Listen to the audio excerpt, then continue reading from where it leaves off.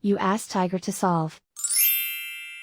This deals with linear equations with one unknown.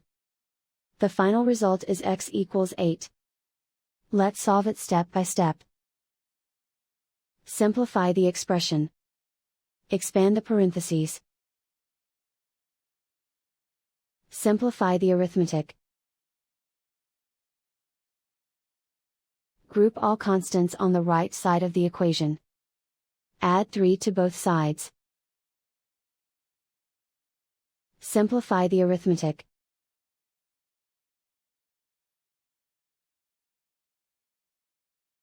Isolate the x. Divide both sides by 3.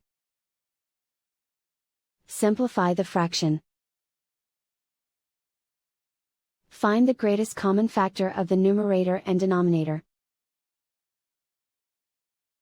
Factor out and cancel the greatest common factor. And so the final result is x equals 8.